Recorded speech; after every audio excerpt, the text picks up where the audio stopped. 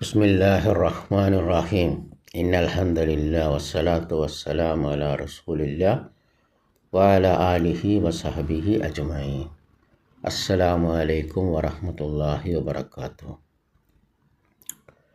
ഷെയ്ഖുൽ ഇസ്ലാം Muhammad bin Abdul Wahab റഹിമഹുള്ളയുടെ ഉസൂലു സലാസ 3 അടിസ്ഥാന തത്വങ്ങൾ പഠിച്ചുകൊണ്ടിരിക്കുകയാണ്.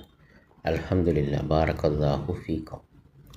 ഖബറിലെ ആ 3 ചോദ്യങ്ങൾക്ക് ഉത്തരം പറയാൻ അതിനു വേണ്ടിയുള്ള ഇൽമുകൾ നമ്മൾ പഠിച്ചുകൊണ്ടിരിക്കുകയാണ്. അതിലാദ്യത്തെ ചോദ്യം മൻ റബ്ബുക്ക എന്ന് ചോദിച്ചാൽ നിൻ്റെ റബ്ബ് ആരാണ്? അള്ളാഹു എന്ന് മറുപടി പറയണമെങ്കിൽ നമ്മൾ അറിയേണ്ട കാര്യങ്ങൾ. അപ്പം നമ്മൾ ചെയ്തുകൊണ്ടിരിക്കുന്നത് ആരാധനയുടെ ഇനങ്ങളാണ്. അതിൽ ഹൃദയത്തിൻ്റെ കർമ്മങ്ങൾ, ഹൃദയത്തിലെ ആരാധനകൾ, ബാറക്കല്ലാഹു ഫീക്കും. നമ്മൾ 2 ഇനങ്ങൾ കഴിഞ്ഞു. ഖൗഫ്, ഭയവും, റജാ, പ്രതീക്ഷയും. ആ പ്രതീക്ഷ നമ്മൾ പഠിച്ചു. അതിനൊരു നിബന്ധനയുണ്ട്. അമലു സാലിഹാത്ത് ചെയ്യണം. എന്നാലേ അള്ളാഹുവിനെ കണ്ടുമുട്ടണമെന്ന് ആഗ്രഹിക്കുന്നവർ എന്ത് ചെയ്യണം? അമലു സാലിഹാത്ത് ചെയ്യണം. ബാറക്കല്ലാഹു ഫീക്കും. അതൊരു നിബന്ധനയാണ്. വെറുതെ അള്ളാഹിനെ കാണണമെന്ന് പ്രതീക്ഷിച്ചുകൊണ്ട് ഒരു കാര്യവുമില്ല. ഇനി അമലു സാലിഹാത്തിന് 2 നിബന്ധനകളുണ്ട്. എന്നാലേ അത് സ്വീകരിക്കപ്പെടുകയുള്ളൂ. ആ ഒരു നിബന്ധന, ആദ്യത്തെ നിബന്ധന അത് ഇഖ്ലാസാണ്. അള്ളാഹുവിന് വേണ്ടി മാത്രം ചെയ്യുക. ആരെയും പങ്കു ചേർക്കാതെ ആരാധനകൾ അള്ളാഹുവിന് വേണ്ടി മാത്രം ചെയ്യുക. അതിൽ ശിർക്ക് വരാൻ പാടില്ല. ബാറക്കല്ലാഹു ഫീക്കും. 2ാമത്തെ നിബന്ധന, ആ കർമ്മങ്ങൾ, ആ ആരാധനകൾ, ആ അമലു സ്വാലിഹാത്തുകൾ അത് നബി സല്ലല്ലാഹു അലൈഹി വസല്ലം പഠിപ്പിച്ച പോലെ ആയിരിക്കണം. നബി സല്ലല്ലാഹു അലൈഹി വസല്ലമെ പൂർണ്ണമായും പിൻപറ്റിക്കൊണ്ടായിരിക്കണം. അതിൽ പുതിയത് വരരുത്. ബാറക്കല്ലാഹു ഫീക്കും. ബിദ്അത്തുകൾ വരരുത്. ഈ 2 നിബന്ധനകൾ പൂർത്തിയാക്കിയാലേ ആരാധനകൾ, അമലു സ്വാലിഹാത്തുകൾ അള്ളാഹു സ്വീകരിക്കുകയുള്ളൂ. അമലു സ്വാലിഹാത്ത് അതുമാതിരി ചെയ്താലേ നമുക്ക് അള്ളാഹുവിനെ കണ്ടുമുട്ടാൻ സാധിക്കുകയുള്ളൂ, സ്വർഗത്തിൽ പ്രവേശിക്കാൻ സാധിക്കുകയുള്ളൂ. ബാറക്കല്ലാഹു ഫീക്കും. ഇനി 3ാമത്തെ ഇനമാണ് തവക്കുൽ. തവക്കുൽ എന്ന് പറഞ്ഞാൽ ഭരമേൽപ്പിക്കുക. അതിൻ്റെ തെളിവ് വദലീലു തവക്കുലു ഖൗലുഹു തആല വഅലല്ലാഹി ഫതവക്കലു ഇൻ കുൻതും മുഅ്മിനീൻ. ഇതാണ് തവക്കുലിൻ്റെ തെളിവ്. അള്ളാഹു പറഞ്ഞു, നിങ്ങളെല്ലാവരും അള്ളാഹുവിൽ ഭരമേൽപ്പിക്കുക, നിങ്ങൾ സത്യവിശ്വാസികളാണെങ്കിൽ. ഇത് സൂറത്ത് മാഇദയിലെ 5-ാം അധ്യായം 23-ാം വചനം. തവക്കുൽ എന്ന് പറഞ്ഞാൽ അള്ളാഹുവിൽ ഭരമേൽപ്പിക്കുക എന്ന്. അള്ളാഹുവിനെ മാത്രം ആശ്രയിക്കുക, കാര്യങ്ങളെല്ലാം അവനിൽ അർപ്പിക്കുക. ഇതാണ് തവക്കുൽ. അത് ആരാധനയുടെ ഏറ്റവും മഹത്തരമായ ഒരു ഇനമാണ്. അതുകൊണ്ട് അള്ളാഹു പറഞ്ഞു, വഅലല്ലാഹി ഫതവക്കലു ഇൻ കുൻതും മുഅ്മിനീൻ. നിങ്ങളെല്ലാവരും അള്ളാഹുവിൽ ഭരമേൽപ്പിക്കുക, നിങ്ങൾ സത്യവിശ്വാസികളാണെങ്കിൽ. വഅലല്ലാഹി ഫതവക്കലു, നിങ്ങൾ അള്ളാഹുവിൽ ഭരമേൽപ്പിക്കുക. അതിനർത്ഥം അവന് ഭരമേൽപ്പിക്കുക, അവനല്ലാത്തവരിൽ ഭരമേൽപ്പിക്കരുത്. എന്നിട്ട് അള്ളാഹു പറഞ്ഞു, ഇൻ കുൻതും മുഅ്മിനീൻ, നിങ്ങൾ സത്യവിശ്വാസികളാണെങ്കിൽ. അപ്പോൾ ഇവിടെയും അള്ളാഹുവിൽ ഭരമേൽപ്പിക്കുന്നതിലും അള്ളാഹു ഈമാൻ്റെ, വിശ്വാസത്തിൻ്റെ ഒരു നിബന്ധന വെച്ചിട്ടുണ്ട്. അത് അള്ളാഹുവിൽ ഭരമേൽപ്പിക്കുക. ആരാണ്? അള്ളാഹുവിൽ ഭരമേൽപ്പിക്കാത്തവൻ ആരാണപ്പം? അവൻ വിശ്വാസിയല്ല. അപ്പോൾ അള്ളാഹുവിൽ ഭരമേൽപ്പിച്ചിട്ടില്ലെങ്കിൽ അവനെന്താണ്? അവൻ വിശ്വാസിയല്ല. തവക്കുൽ മഹത്തായൊരു കർമ്മമാണ് ആരാധനയുടെ. അതുകൊണ്ട് സത്യവിശ്വാസികൾ എപ്പോഴും അള്ളാഹുവിൽ ഭരമേൽപ്പിക്കണം, അവനെ ആശ്രയിക്കണം. അള്ളാഹുവിൻ്റെ പേരിൽപ്പെട്ടതാണ് അൽ വക്കീൽ. അതിനർത്ഥം അവനാണ് എല്ലാ കാര്യങ്ങളും അവൻ്റെ അടിമ ഭരമേൽപ്പിക്കുന്നത്. ആ ഭരമേൽപ്പിക്കൽ മറ്റുള്ളവരോടാകരുത്, അള്ളാഹുവിനോടല്ലാത്തവരോടാകരുത്. അതുകൊണ്ട് അനവദനീയമല്ല ഇങ്ങനെ പറയാൻ, ഞാൻ ഇന്ന ആളിൽ തവക്കുൽ ചെയ്തു. കാരണം തവക്കുൽ ആരാധനയാണ്. ആരാധന അള്ളാഹു അല്ലാത്തവരോട് പാടില്ല. ഇനി നിങ്ങൾ ഏതെങ്കിലും ഒരു സൃഷ്ടിക്ക് ഒരു ഉത്തരവാദിത്വം ഏൽപ്പിച്ചാൽ അതിന് തവക്കുൽ എന്ന് പറയൂല, അതിന് തൗക്കീൽ എന്നാണ് പറയുക. മനസ്സിലായോ? നിയോഗിക്കുക എന്നാണ് അതിൻ്റെ അർത്ഥം, നിയോഗിക്കുക. ഇത് അറിയപ്പെട്ടതാണ് നിയോഗിക്കൽ. അത് നമ്മുടെ ആവശ്യങ്ങൾ മറ്റുള്ളവരുടെ മേൽ നമ്മൾ ചുമത്തുകയാണ്, നമ്മൾ ആവശ്യപ്പെടുകയാണ്. നബി സല്ലല്ലാഹു അലൈഹി വസല്ലം ജനങ്ങളെ നിയോഗിക്കുമായിരുന്നു ചില കർമ്മങ്ങൾ അദ്ദേഹത്തിന് വേണ്ടി ചെയ്യാൻ സല്ലല്ലാഹു അലൈഹി വസല്ലം. അതുകൊണ്ട് അത്തൗക്കീൽ അത്തവക്കുലല്ല. അത്തവക്കുൽ ആരാധനയാണ്, അത് അള്ളാഹുവിന് മാത്രമേ പാടുള്ളൂ.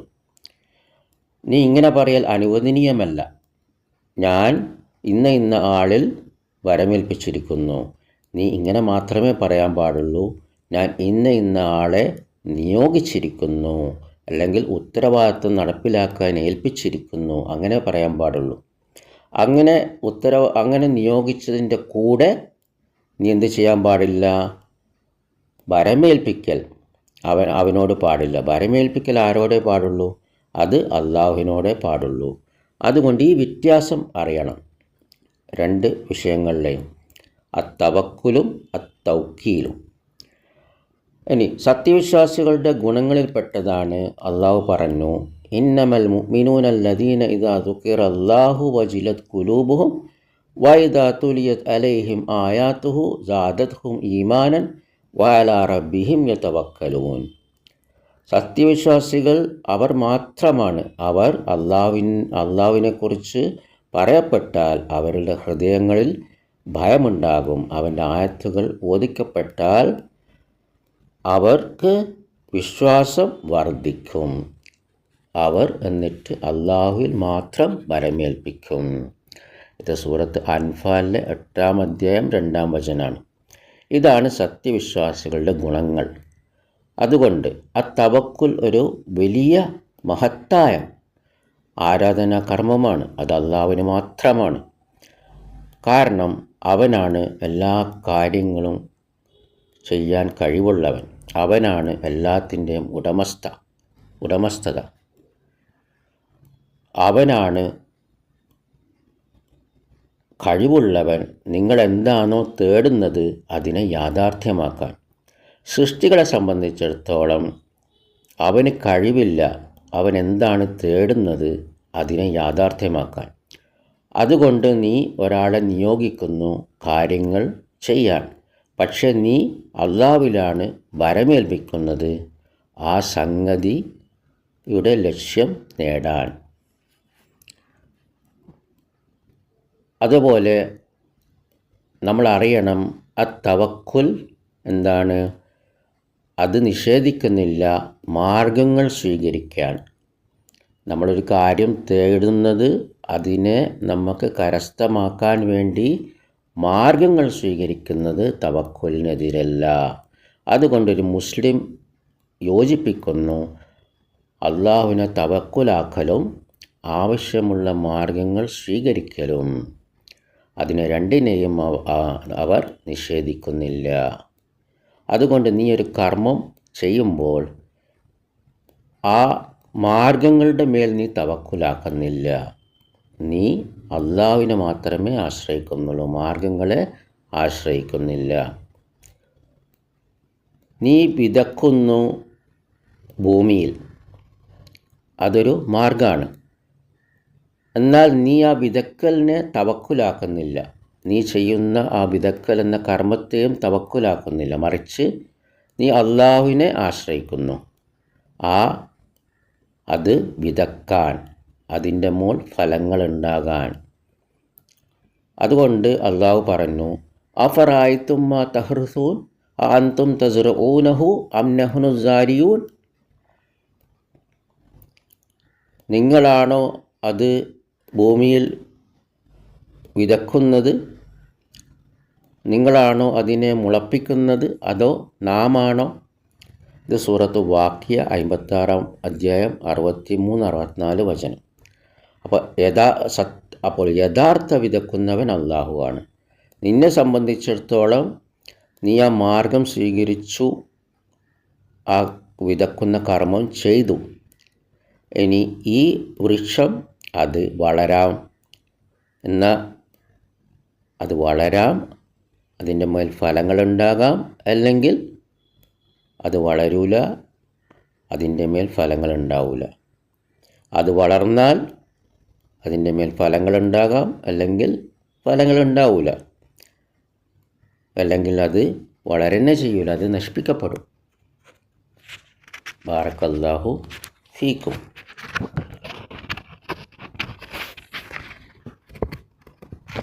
അപ്പോൾ നമുക്കിവിടെ അവസാനിപ്പിക്കാം.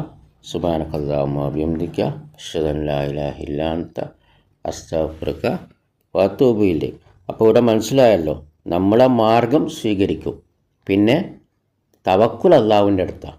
കാരണം മാർഗം സ്വീകരിച്ചാലും അത് വിജയിക്കണമെന്നില്ല, അത് നമ്മൾ ലക്ഷ്യത്തിലെത്തണമെന്നില്ല. അതുകൊണ്ടാണ് പിന്നെ ഉദാഹരണം നൽകിയത്. അതായത് നമ്മൾ വിത്തിട്ട് നട്ടാലും അത് വളരണമെങ്കിൽ അള്ളാഹു ഉദ്ദേശിക്കണം. നമ്മളതിന് വെള്ളം കൊടുത്തിട്ടുണ്ടാകും, നമ്മളതിന് വേണ്ട പിന്നെ ആവശ്യങ്ങളൊക്കെ നിറവേറ്റിയിട്ടുണ്ടാകും അത് വളരാൻ വേണ്ടി. പക്ഷേ അത് വളരണമെങ്കിൽ അത് അള്ളാഹു ഉദ്ദേശിക്കണം. അപ്പോൾ അള്ളാഹു ഉദ്ദേശിച്ചാൽ അത് വളരും, അള്ളാഹു ഉദ്ദേശിച്ചില്ലെങ്കിൽ അത് വളരൂല. അതുകൊണ്ട് തവക്കുൽ അള്ളാഹുവിൽ തന്നെ. നമ്മളൊരു മാർഗം സ്വീകരിച്ചത് കൊണ്ട് അത് ലക്ഷ്യത്തിലെത്തണമെന്നില്ല. അതുകൊണ്ട് മാർഗത്തിൻ്റെ മേലെന്തില്ല, തവക്കലില്ല. സുബ്ഹാനക്കല്ലാഹുമ്മ വബിഹംദിക അശ്ഹദു അൻ ലാ ഇലാഹ ഇല്ലാ അൻത അസ്തഗ്ഫിറുക വഅതൂബു ഇലൈക്. അസ്സലാമു അലൈക്കും വറഹ്മത്തുള്ളാഹി വബറകാതുഹു.